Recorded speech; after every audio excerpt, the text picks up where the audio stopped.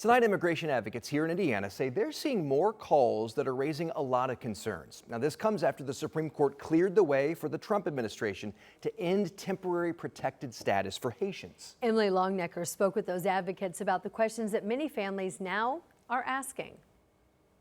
At Exodus Refugee Immigration, a nonprofit that works with immigrants and refugees, the phone hasn't stopped ringing since Thursday afternoon. Mostly clients that are concerned, community members who are, what's going to happen to them, what happens next. The questions, many of them coming from Indiana's Haitian community, who until yesterday's ruling by the United States Supreme Court had temporary protected status. It means that a person shouldn't be forced to return to their country because it's dangerous there for one reason or another. Temporary protected status, or TPS, gives people from certain countries permission to legally live and work in the U.S. when it's considered too unsafe for them to return home. Maybe because of war, some kind of natural disaster like an earthquake, or even a disease outbreak. It's estimated some 350,000 Haitians are here in the U.S. under TPS. In November, the Trump administration made the decision to revoke that status, a move that was put on hold in February as legal battles over it took place in the lower courts. Thursday, though, the U.S. Supreme Court ruled the administration could move forward with its original order, revoking TPS for Haitian and Syrian immigrants living here under it.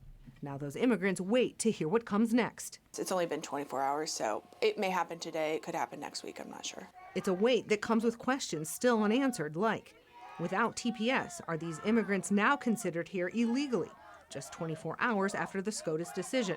And what about their work permits and jobs they legally had with them?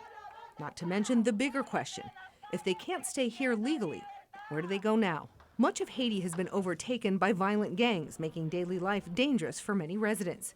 The U.S. State Department has issued a Level 4 travel advisory, warning it's too dangerous to travel there. It's a rock and a hard place, right? Like, go back and potentially be killed, or stay here and potentially end up in detention. That doesn't seem like it's a Sophie's choice if I've ever heard one. Not everyone is unhappy with the SCOTUS decision. Indiana Attorney General Todd Rokita put out a post on X, calling the decision, quote, a massive win for the rule of law. In less than a week, a new Indiana law goes into effect that will give Rokita the authority to investigate businesses suspected of hiring people not legally authorized to work in the U.S. Van Tuyl says that will likely impact Haitians who had a work permit under TPS, but after Thursday's SCOTUS decision, now don't.